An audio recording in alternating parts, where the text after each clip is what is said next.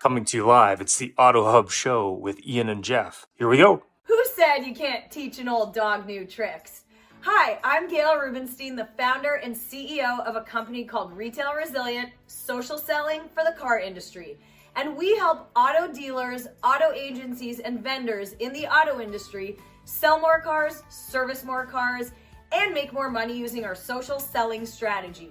That includes TikTok, Instagram, Facebook, LinkedIn, and anything else you can think of. So if you're looking to invest thousands and make millions, we're definitely the social selling company for you. Like I said, who said you can't teach an old dog new tricks?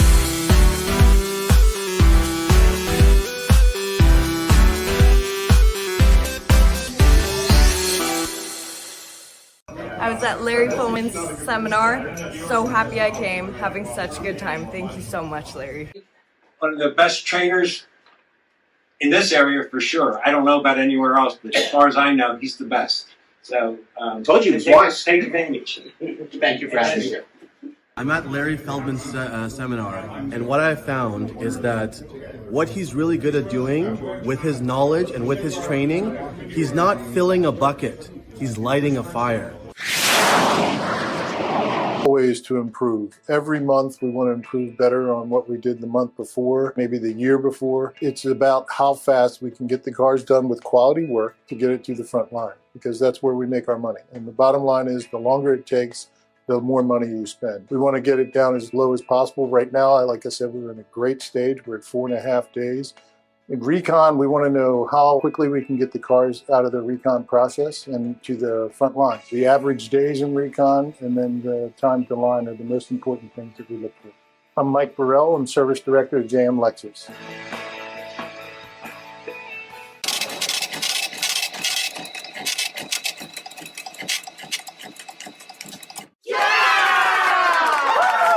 And good morning and welcome. So I'm doing the show by my lonesome this morning because Jeff is on a break. So I'm going to start with the regular, which is a few great books. And these books, there's so many, it's a little hard to pick a few. But those books are VIP Principle, The Cult of the Customer, and the 10 Principles Behind Great Customer Experiences. AutoHub show, nothing that we say on the AutoHub show is the responsibility, obviously, of me or Jeff or a reflection of us in any way. The views and opinions shared by our guests are strictly theirs, and they don't reflect our opinions of any type in any way.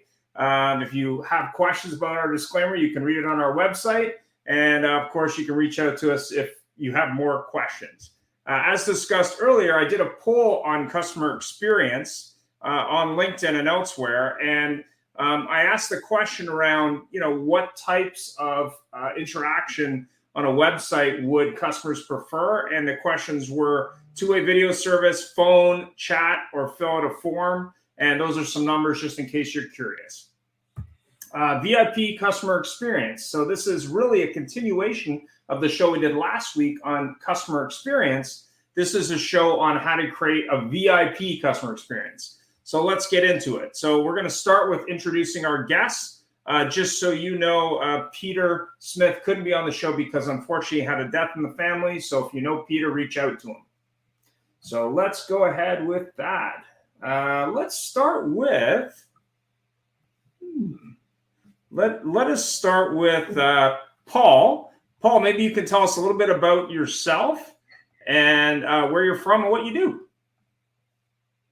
Yeah, well, Ian, thanks for having me. Appreciate the opportunity to sit in on this podcast and have a nice conversation with some other great minds in the industry. So, as you mentioned, my name is Paul Burkemper. I am the CEO of VINsyt.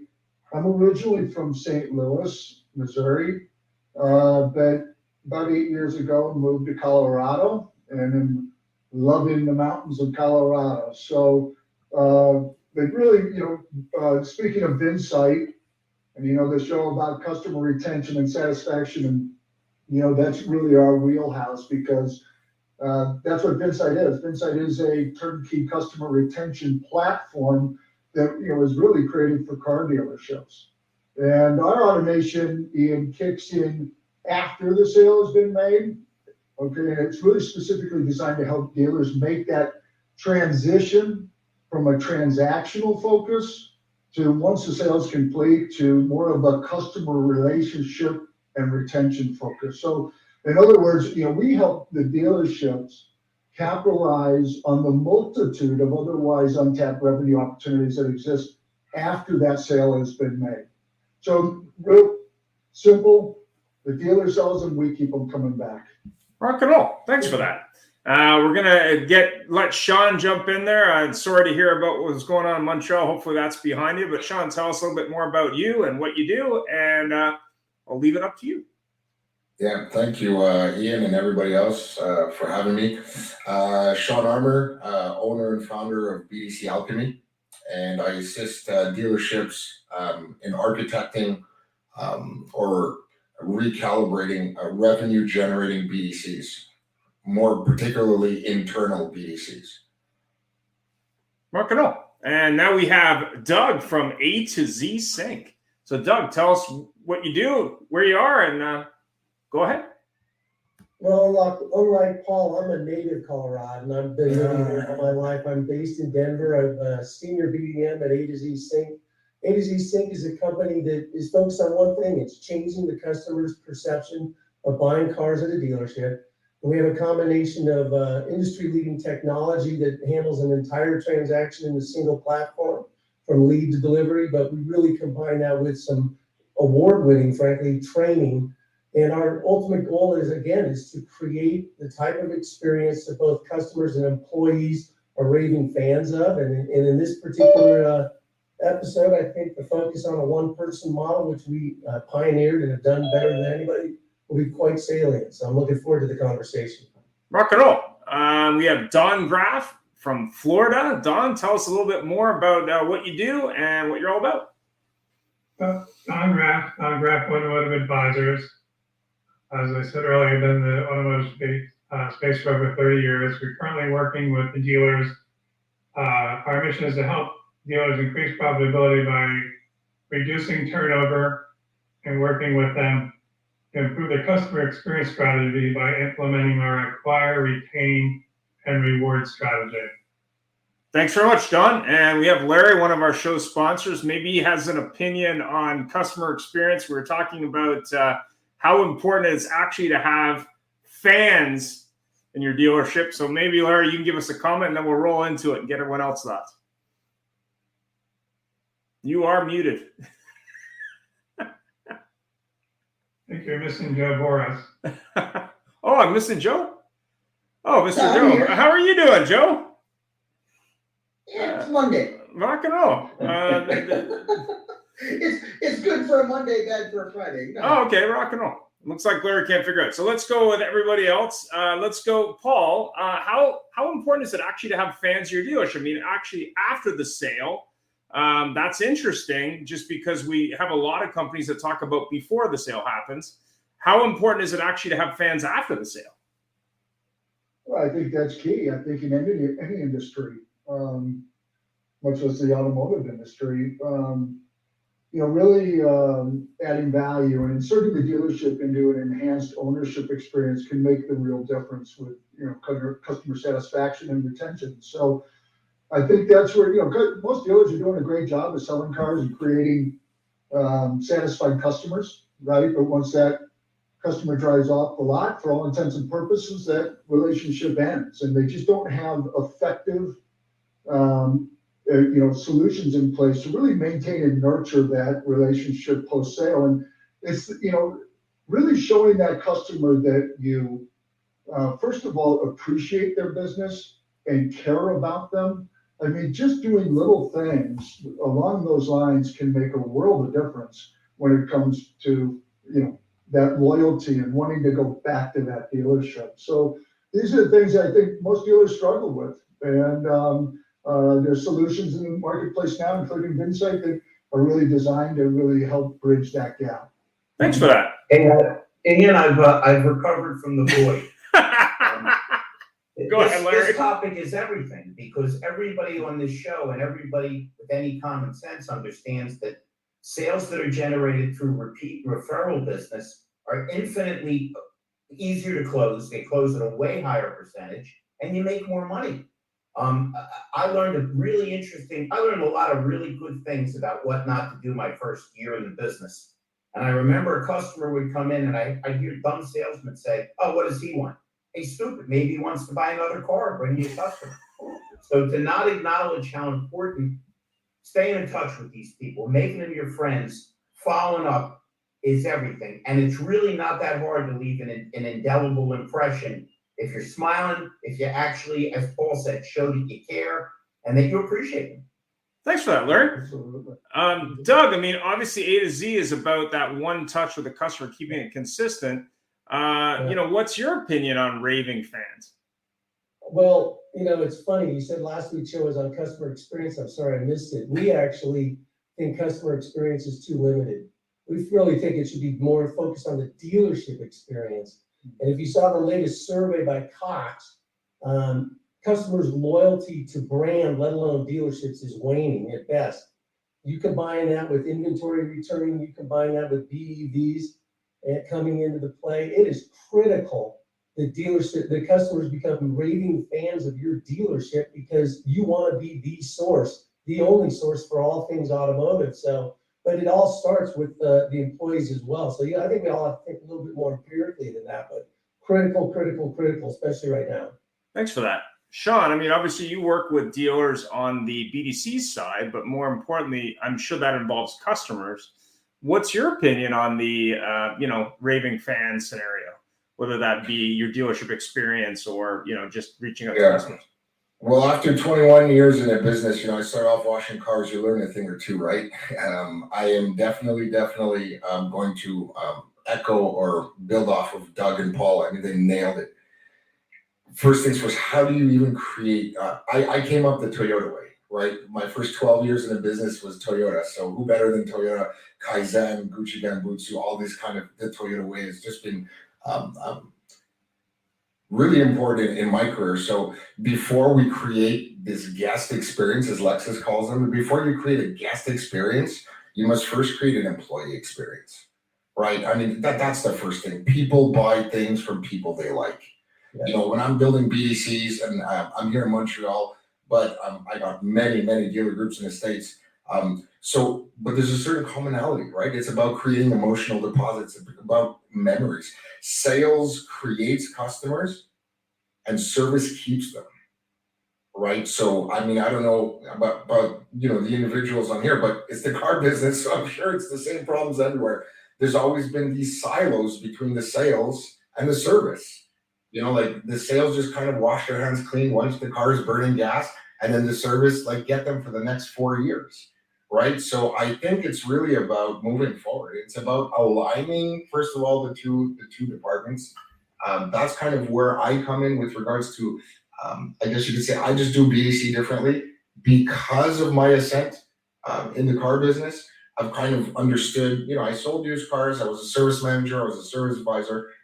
So I kind of have the vantage point of all these people. So when I was building my company and when I was building my own process and my system, I absolutely incorporated elements from across the dealership to try and come up with what I've done. So the first thing, it's a paradox really, because before creating a guest experience, you have to create an employee experience. But now, how do we do that once the retention is at 46% turnover? It's mind-boggling to me that for the last 20 to 30 years, we keep talking about the same thing, right? Like employee retention. It's the turnover. This is nothing new, right? So yeah, it's very important to create that, but we can't create that until we do better at the onboarding, the hiring, et cetera, et cetera. I mean, AtoZ, I've seen their product. I think it's fantastic. We can have all these products. We can have consultants like myself, like Don, that come in and, kind of fix things and look at the processes and what have you, but you can have all the shiny tools that you want, but if your employees are not engaged, they're not going to engage with the customer. Yeah, thanks for that. Don? I have to agree. I saw Chip Perry present the AtoZ process, and I believe in that kind of process because it kind of wraps around the customer. And I remember when I was, even back when I was a young salesman, I had a manager harped on the idea of introducing the customer to the service department, and how important that was that they meet the service advisor and possibly the manager if they could. And that made a very big impression that they had the right people that they were going to be interacting with. And if you can make that first appointment for service with them, that also went a long way. Of course, this is 20 years ago when the first appointment was 30 days out or 40 days out, 45 days out, a little bit easier to do. That reminds me, a couple of years ago, I had an Infinity client, and Infinity was paying the dealer to bring the customer back, I believe, for the first 2 services. The first 2 services were free because their research had shown them that the customer would become more loyal or more likely to be loyal to that dealership if they came back for the first 2 services. No matter what the charges were, the fees, they absorb them in order to acquire those customers. And still that brand is a boutique brand today. So they have not really been that successful at that strategy. There's a lot I got to jump in on what Don's saying because he's absolutely correct.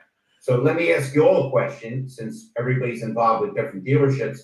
How many places do you go, because it still blows my mind, that don't have sales service meetings, that don't include a service walk in terms of the sales process? And how many stores don't have a manager smart enough to pull guys into his office and say, hey, Larry, how you doing, man? Anything I can help you with? I just want to tell you I appreciate it. None of this stuff costs you any money, but boy, does it cost you money not to do it. No, God, you're hitting the nail on the head right there, Larry. You know, we're big fans of check in, check out, but it's most importantly, weekly one-on-ones. You got to make sure their world is round. Like, look, you work to live, and if your life isn't good outside of it, your work's going to struggle as well. You've got to maintain that and just be able to communicate, just see what is it that's holding you back and how can I help you achieve a higher level? And that just never happens in most stores. Hell, there have been countless podcasts on accountability and culture. You're 100%. I did a study. I'm sorry, I'll shut up here after this, Don, but that Doug just triggered something in me. I did a study for a dealer in Florida. I won't say their name, who was just losing people at the most incredible rate. And I got to tell you, I kind of like that because I get paid to hire people. So kind of encouraging him to be incompetent, but he paid me even more money to show him how to keep people. Doug, you're going to love this. The first page of my train the trainer manual was 4 guys in suits, managers, getting into a car with a flat tire and saying, the meeting's only 100 miles away, we can make it. Nobody would do that. But all day long, you hear managers complain the salespeople are no good. Well, make them better or get rid of them. To bitch about things when it's easier to fix them never made any sense. I'm sorry, Don. It just, Doug's got my brain. Absolutely right. No, that's not a recent occasion. So. You're talking about the one-on-ones, Doug. I remember when I worked, this is back to 2020s with the Prestige organization in Northern New Jersey. At the time, they had Mercedes, BMW, Mini, Lexus, and Toyota, and they're in the top 10 in the country in all those brands. And at the end of the day, they had hired me as a CRM. We had one-on-ones every day with the salespeople, every single day, asked to see how they were doing. And there were 20 salespeople. Most of them were making over $100,000 at that time. So they had, everyone knew that this was the place to be, that the processes worked. Even, service was never a headache. If they had an issue, you called over to service, the customer went over, they were taken care of the same day. They had recalls, they had cars set for those people. There was no fooling around. They're in, they're out, they're happy. 100%. So as we look at technology in dealerships and we see how technology is making it better for dealerships to create a better customer experience. And we've also heard a lot of discussion around digital retail and how digital retail is going to change the way people buy cars. Do you feel that the reason there's somewhat of a disconnect there is a lack of genuine customer care, not the technology in place? And let's start with Paul on that. I think it's both, Ian. Okay. I think there's there's the purchase experience and then there's the ownership experience. And the key to for the long-term loyalty, customer retention is for the dealership to insert themselves into both of those experiences. I think AtoZ, some of the gentlemen on this call are talking about that purchase experience and retention of your sales agents, et cetera. These are all very important parts, but then the key is to be able to take that dealership and again, be able to add value to that customer post-sale. Again, show the customer that dealer really cares about them, appreciates their business. And I think the problem with the automotive industry as a whole is it faces low purchase frequency, right? And as a result, that really brings up three major pain points that they have to deal with. And that's lack of touch points with customers, it's lack of customer data, and it's lack of ability to influence the customer's behavior post-sale.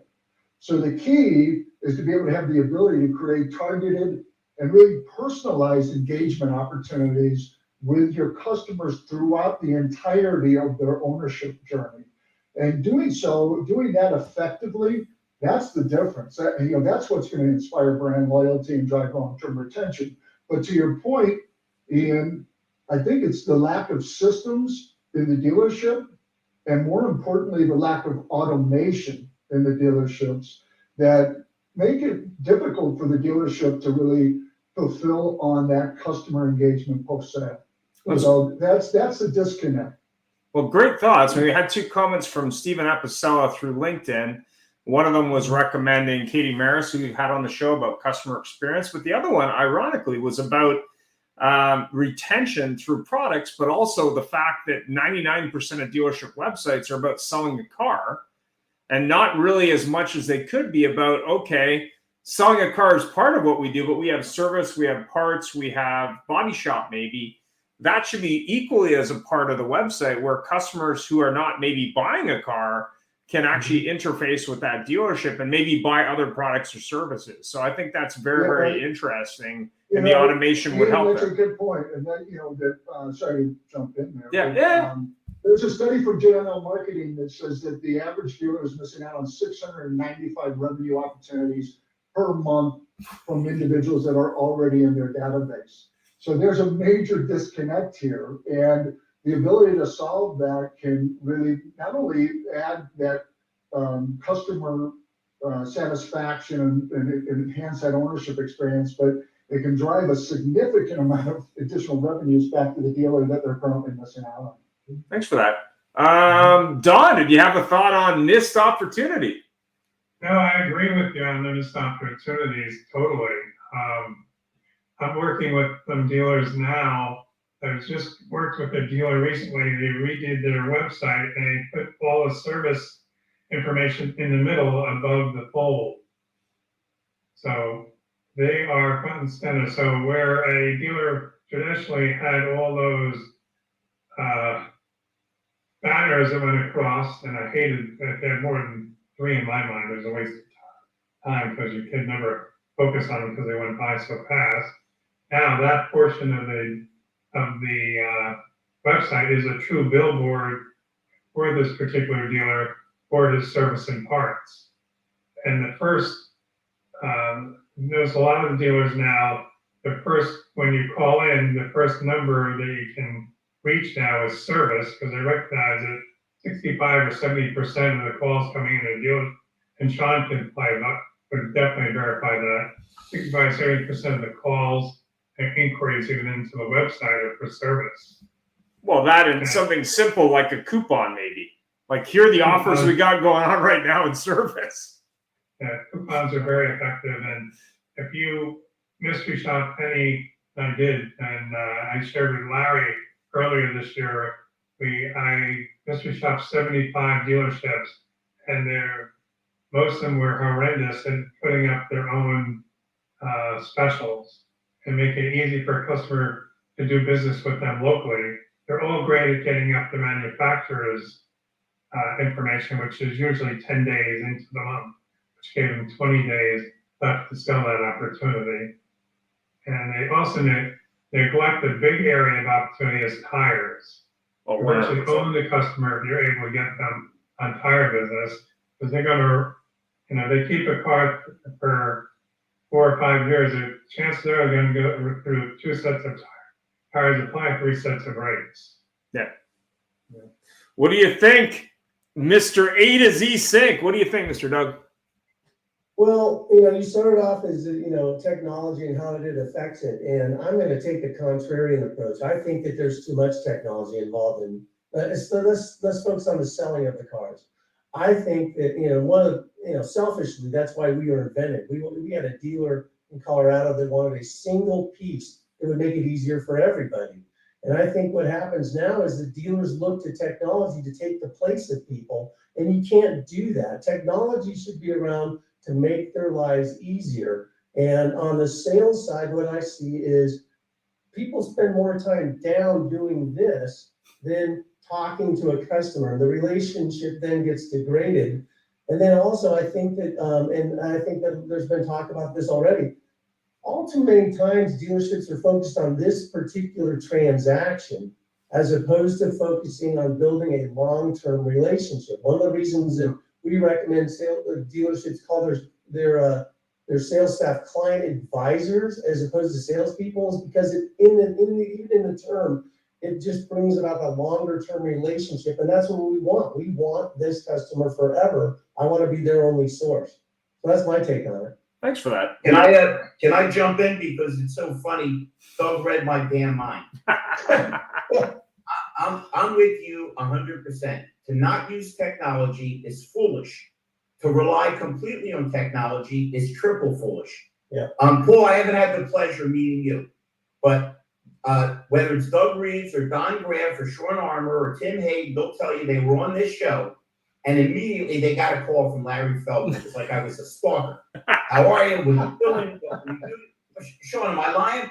Shawn thought I was so crazy that he came to a seminar across the country to see me, okay, and brought his son, and now me and his son are best friends. It's about communicating with people. It's about talking to them. Again, I know I'm like an old dinosaur, but guess what? I've grown my business 200% in the past 4 months, okay? Because my customers know me, they like me. And Shawn, I know it's hard to believe, but people actually like me, okay? I can see like a caption under his breath, okay? Yeah, let's have the technology. Let's make it convenient, but let's not rely on it. Last thing, and I'll shut up, which is not easy for me to do. I was on the AutoHub show a year ago. Do you remember this, Ian? Yep. And a woman was brilliant, and she said her and her daughter were in Florida, and the daughter's car broke down. The air conditioning went out, and on top of everything else, the car had black seats. Well, trust me, in the middle of the summer, you don't want to be in a car in Florida with black seats with no air conditioning. And she said, I couldn't believe that they sent me an email. Everything's fine when nothing was fine because they just hit the button. And I remember, Ian, everybody laughed at me. I held up my pen and said, there's this new invention now.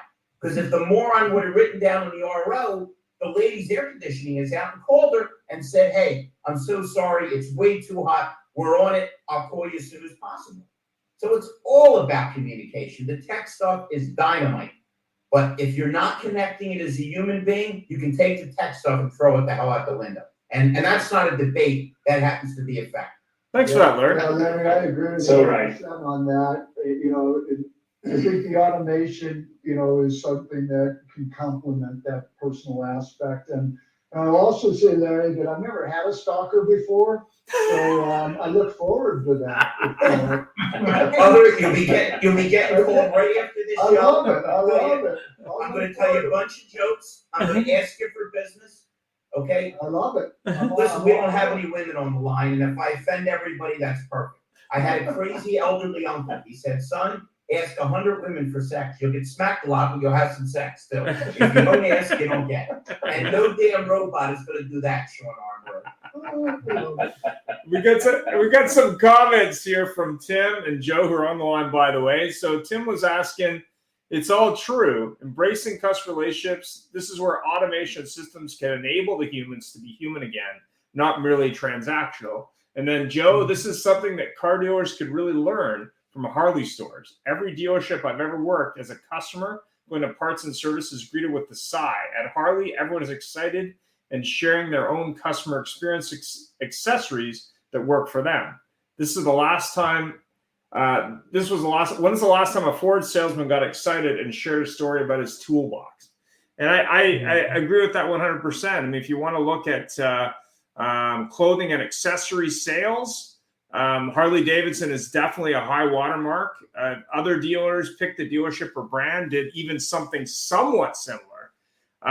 You'd see a huge amount of revenue. But we forgot Shawn in the conversation. So go ahead, Shawn. About the technology or Harley Davidson? You can comment on either if you want. Okay, let me say that because I've actually been riding motorcycles for 15 years. Like I'm on my 8th one. So really, really quickly, with regards to Harley Davidson, listen, they built a culture, right? So for us to kind of like, I totally get what you're saying, but you know, to compare it to the car industry, don't forget they're also very seasonal. So, you know, whatever kind of sales that they have, we got to understand that that's within a 6 month, 7 month life cycle, right? So, but they built a culture. So that's like McDonald's kind of thing, right? Like if you buy a Harley, you're Harley. With regards to technology, listen, I can't, I'm with Paul on this one, 1000%. It needs to go from transactional to relationship. And when I say relationship, the way I coach my BDC managers and when I'm consulting with dealerships, this is exactly what it's about emotional deposits. If you keep doing what you're doing, you're going to keep getting what you're getting.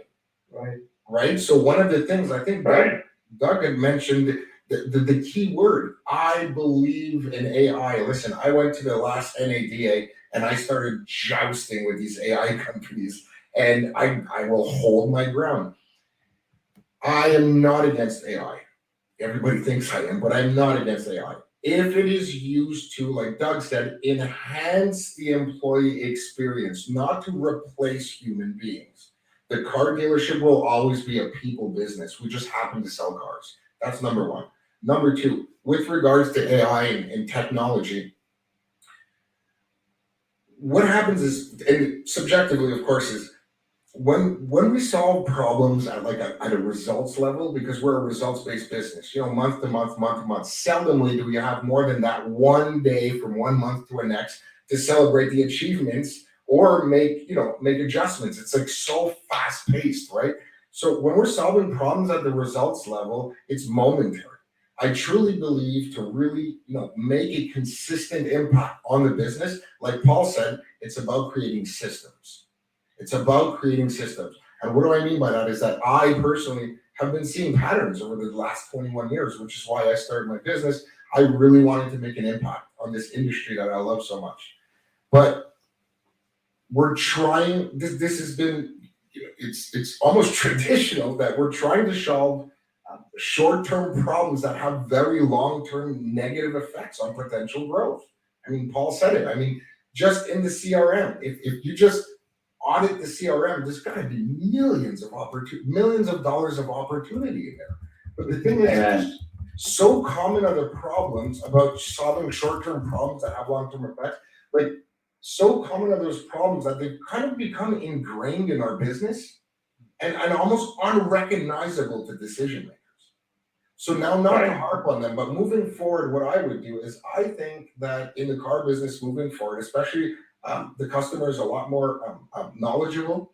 The employees that we're trying to attract right now, look at who we're going up against.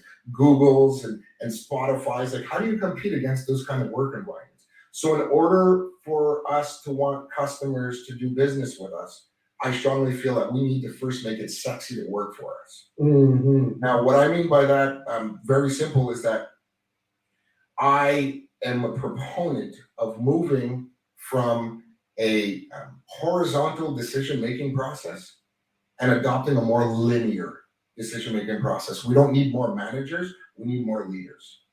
I mean, all the answers that we need are within, our workforce.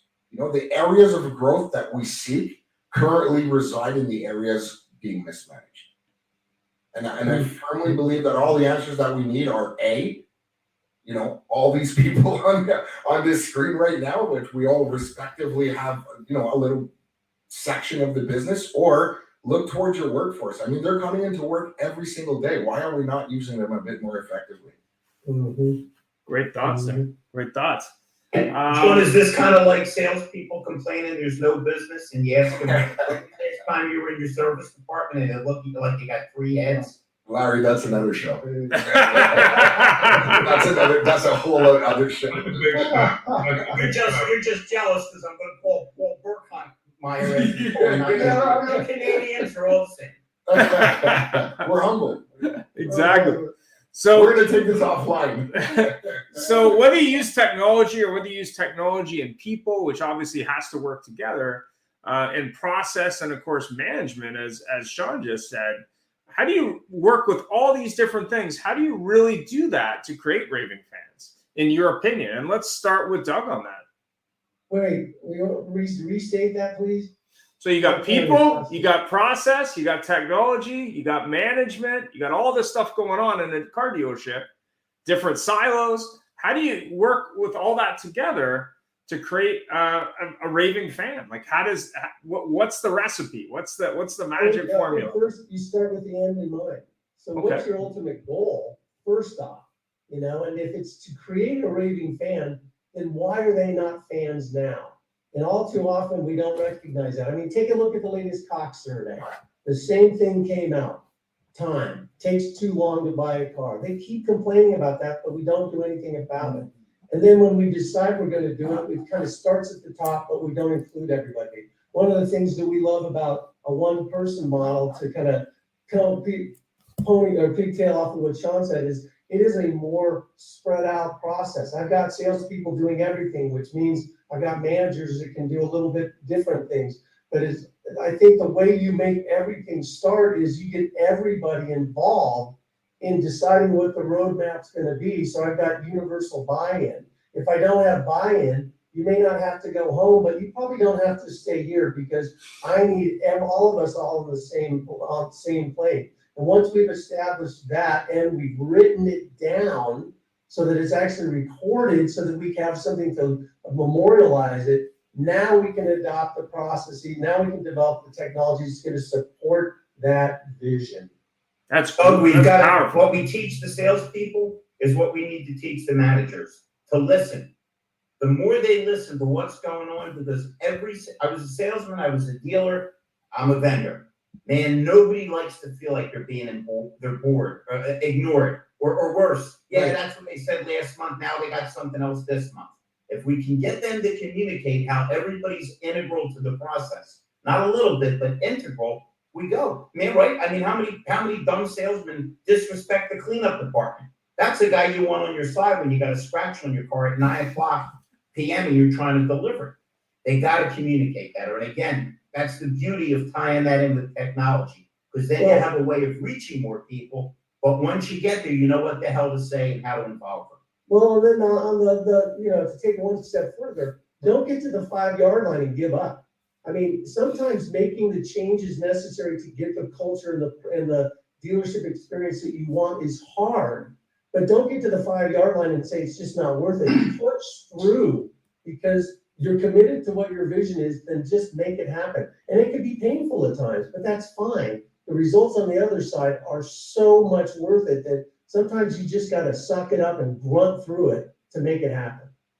I agree. You have to be committed to the process. Once you started, you have to be committed. You have to keep everybody has to be engaged. Everybody has to keep the end in mind, like Shawn was saying, and you have to keep it personal. There are going to be good times and there are going to be struggles, but the end result is the same. You take care of the customers, they're going to take care of you. And the more customers you get, the more money that's coming into the house. When there's a lot of money coming into the house, there's lots of bonuses. That's been my experience. And there are bonuses, everybody's happy. Yeah, if I could just add, sorry, Don, go ahead. I'm sorry. No, I'm done. Okay, if I could just add to what Doug said, because I'm on the third read and I keep reading it. So Stephen Covey, the 8 Habits of Highly Efficient People, that was one of my favorite habits, was beginning with the end in mind. And I absolutely incorporate that into my business. So Doug, it's amazing to hear you say that. And I couldn't agree more. What are we trying to accomplish to begin with?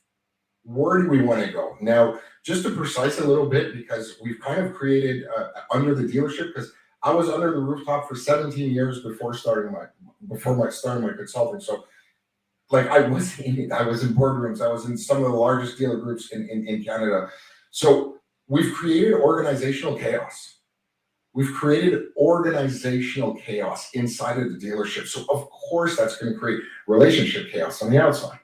So I absolutely agree with Doug by having everybody, get everybody in the room or whoever's accountable. But I think we also need to be extremely, extremely careful that the people in that room should only be the people with skin in the game, right? So when we're aligning, the beginning and begin with the end in mind, certain departments are accountable for certain things, right? So what are we trying to accomplish? What is everybody trying to accomplish? Aligning those people, but it all starts off, I'm not sure, I think Don said it, I'm not sure who said it, but it all starts with vision. It all starts at the head of this thing, the leadership. It's vision. What are we trying to do? Don said it, trust the process. I'm one of those, like, listen, once you've defined it, you got to plan it, you got to check it, and then you action it. Burn the boats. If this is where we're going, this is where we're going. But by having a plan B, you deviate from plan A. So I'm just very firm. Listen, let's take the time that it takes. Let's strategize. Let's map this out. I love what Doug said. Like, I'm a big Doug fan today. But I love what Doug said because our thought process is so similar. I'm a very big kind of like call flow, process flow individual. I'm working with a very large group right now in Texas, and we're centralizing this BDC for a multitude of stores. And one of the first things that I went in on, and Doug is so amazing to hear you say that, is I'm like, we need to document every single process that we're doing. Yep. We need to document it. Who's responsible? How do we do it? What is the process? What is the target? Who we're trying? So once it's clear, everyone knows what they have to do. And then after that, it's a constant and ongoing process of disrupting their current belief system. We've got to keep pushing them because until your name is out on the building, it's very hard for everyone to have that same approach and that work ethic every day. So you got to be in their face every day. You got to remind them of their why. Attach your employees' why to the end in mind. What are we trying to accomplish? And how can I make this, how can I inspire each individual under the rooftop to all work collectively to strive towards that goal? Not only to inspire them, Shawn, but to show them the path. Because like you guys that want to sell 20 cars. Well, how are you going to do it? Are you going to talk to 20 people and sell them all and be Jesus? You've got to show people a path. And by the way, Shawn, just because I do listen carefully, it's the 7 effective habits. You're confused because you thought the 8th habit is call Larry Feldman again. I'm with you on that. That must be the new edition. Yeah, I didn't see that one. Well, that's my addition, brother. And Shawn, to your point, I think dealerships lack the habit of individualized coaching. They just throw out genericized training and think, here, that's the masses. And we know that 75% of the people just tune it out. You have to, if you know your people and you're in regular communication, then you know how to help each individual person. And you know what ends up happening? I've got a store that's culture is about, I have a robust career, I get rewarded accordingly, and my management supports me and is always trying to up my game. Why would I ever leave? And there, your turnover dilemma is to a large degree solved, because why would I leave? And to your point, how do we make this industry sexy? Have the same aspirations for your people that other industries have. We forgot Paul. We forgot Paul, Larry. They beat us up in a sales meeting to death, and then say, "All right, go out and sell some cars." After you were completely demoralized. You got to show me care a little bit. Yep. Every morning. So Larry, we forgot Paul. So Paul, give us your thoughts. I don't know about you guys, but every time I've, in my experience buying a new vehicle, I've always had a really good experience at the dealership. Could things be better? Certainly, but more specifically, the relationship that I established with that sales representative has always been a positive experience for me. Now, having said that, what's crazy is that, again, post-sale, after I leave the lot, it's crickets. I'm not getting anything. I mean, I'm getting some OEM content, that are, CRM content that tends to be, in most cases, some are better than others, but tends to be antiquated, cookie cutter, one size fits all type content. It's doing nothing to add value to my ownership experience and make my, experience owning that vehicle a better, more pleasant, more streamlined experience. I've never gotten anything like that. So that's where I think the disconnect is being able to maintain and nurture that relationship that I've established that matters most to me, and leverage that relationship to maximize that customer retention, customer satisfaction, customer loyalty, and thereby, as far as the dealer is concerned, maximize the lifetime value of that satisfied customer. Yeah, so you're setting the bar really high, and then it drops down. Positive, upbeat guy. You're what every salesperson wants. You don't come in and beat them to death. You're not nasty. So this shows you how short-sighted we are and how short-sighted management is, not to make them understand that they're not annoyances, they're annuities. Absolutely. Amen. Amen. So that would be your thought then, in terms of why they fail at creating customer fans. They set that expectation really high, and then they just don't follow it up. So essentially, that customer who might refer people or maybe be a parts customer or service customer doesn't come back, not because they don't need service, but because you forget about them. I mean, what always amazed me when I worked with dealerships was how few people came back, or why 80-90% of people weren't coming back for that oil change who bought the car there. But go ahead, sorry. Yeah, I was just going to say that, I think we can all agree that loyalty is not given, it's earned. And dealerships just aren't doing enough to provide that value to customers, to really be able to earn that loyalty and earn that repeat business, earn the referrals from their friends and family, earn the positive reviews, and really create that raving fan. They're really missing the boat on that opportunity. Well, and I think that, if I owned a dealership, I want employees that are raving fans of me, and our dealership, I want customers. But I think all too often, and I'm sure some of you other people that are more esteemed and experienced than I, the focus has always been on lagging metrics. Why don't you focus on the leading behaviors instead? Because if you focus on the behaviors, the metrics will become moot. It'll just happen anyway. I mean, to your point, if we spent time, let's take a look at it on the sales side. If we spent time with salespeople saying, have you followed up with your customer at 6 months? When's their birthday? How about this? How about that? Are you keeping that relationship going? But we don't. We just focus on, you only put 12 cars out last month. What the hell's your problem? And to me, that's just the wrong way to look at it. And it's so ingrained in this industry. It's the progressive ones that think that way. They're the ones that are going to be getting ahead. 100%. Right. What do you think, Shawn? What do you think on why so many dealerships fail in creating fans? Do you think it's after the sale? Yeah. Okay. I think it's because I'll say it again. I mean, I'll be humbly arrogant for a second. One of the reasons why I chose to take a chance on me and do the work that I'm doing today, I was fed up of celebrating mediocrity in the boardroom. Mm-hmm. I've been building BDCs for the last 15 to 17 years. They've always just worked. Now that's not to be arrogant, but it's about systems, and it's about, taking your time and doing it strategically. So while everybody, the BDC for me has always been this incubator of data, this massive amounts of data. And I'm seduced by this data. Like, okay, how can we Kaizen this continuously? So while everybody was celebrating, let's just call it 1 million or the 2 million that they made, I would slowly raise my hand in the meetings and go, like, this is all great, but I have some reporting here to show you the 3 million that we left on the table. And then I became that guy, right? So I was like, but is that not my job? Like, do you want me to join this party, or do you want me to show you, like, we could have been celebrating 5 million? I don't know, right? Yeah.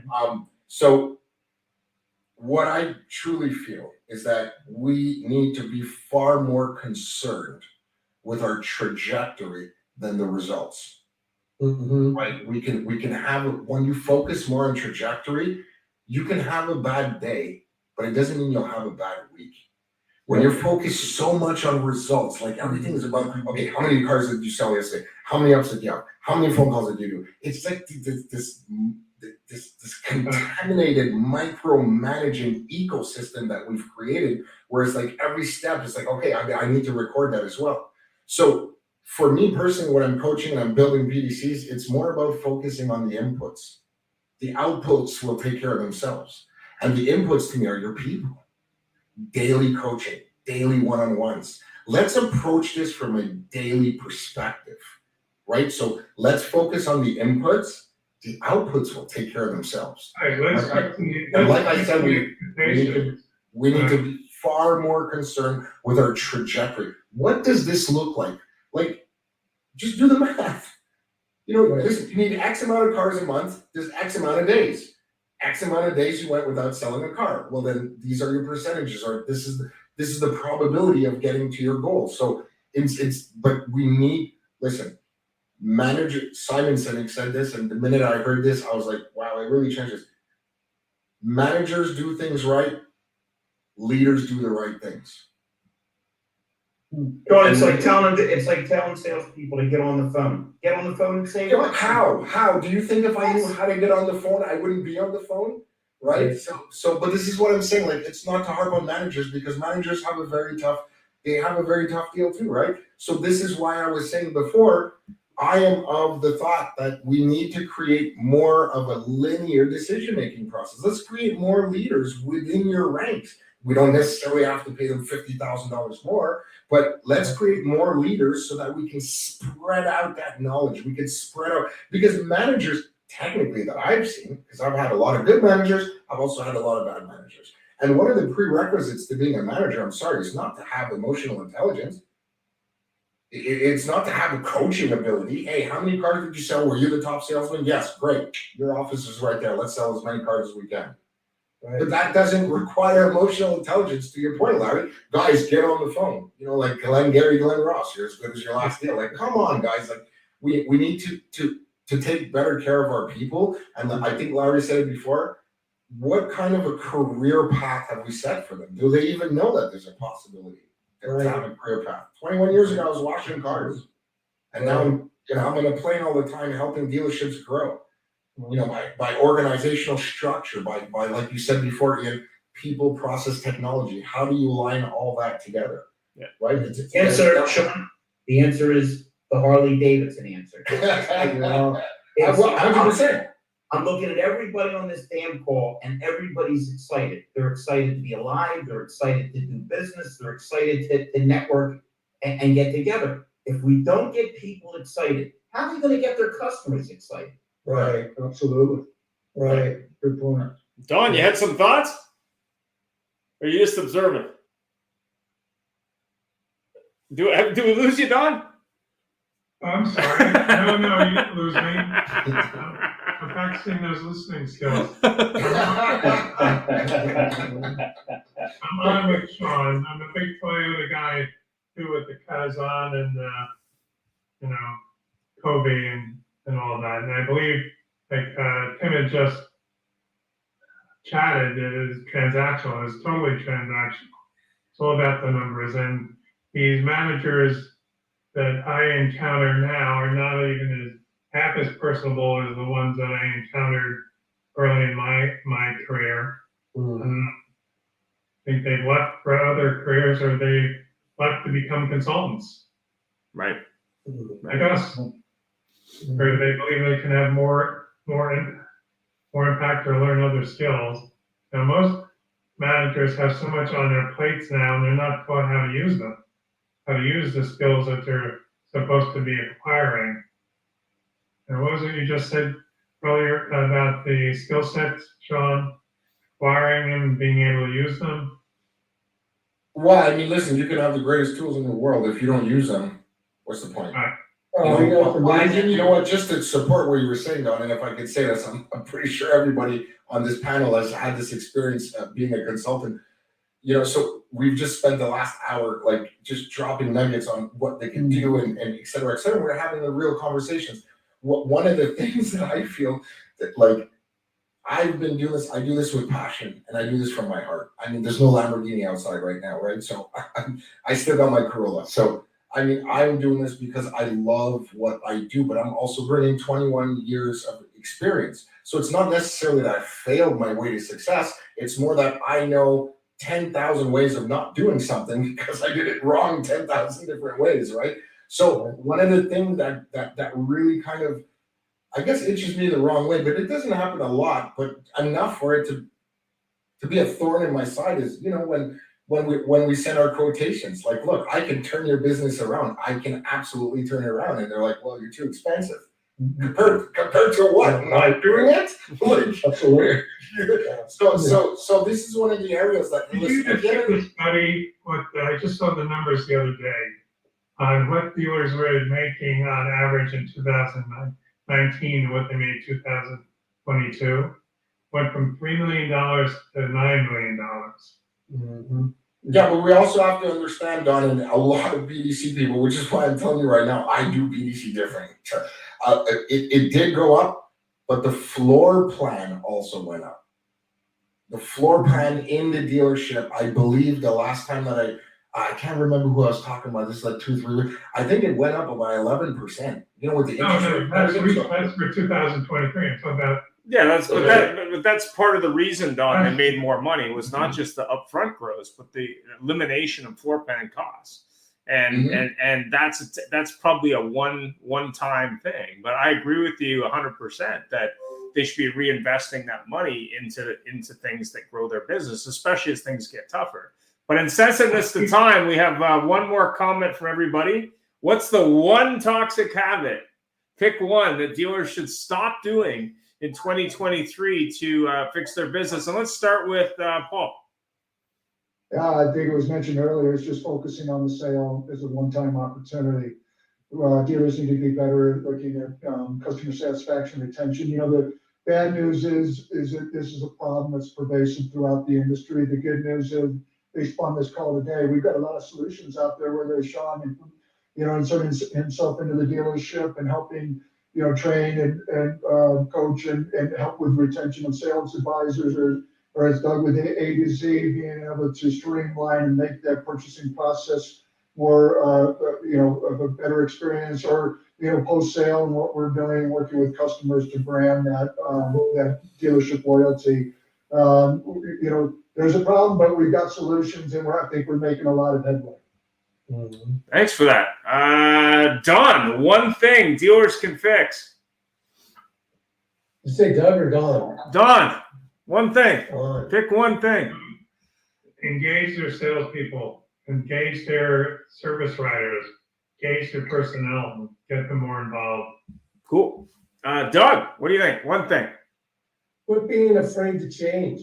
They're so stuck in their ways, and if there was ever a time when they should change, it'd be after 2022 and the robust profits.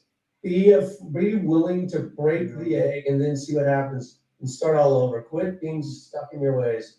Fantastic. Shawn, one thing. Thinking that their people on the floor are the risk as opposed to the investment. Yeah. Circular economics, redeploying your profits into the coaching and development of your organization. Cool. Larry, people, I'm assuming. Okay, well, the note's simple. If you want to stay rich, act like you're broke. And if you want to go broke, act like you're rich. Fantastic. Thanks very much for taking the time today. My thought, obviously, is invest in people and technology, but make sure that you're not just investing in technology, that you're actually using it. And that's it for me. Thanks for taking the time, and have yourself a great week. Thank you. Thank you, too. Thanks, guys. Thanks for joining us. It was a great show, and follow us anywhere you would like on your favorite podcast, on Facebook, on LinkedIn, and of course on our YouTube, or subscribe to our own channel.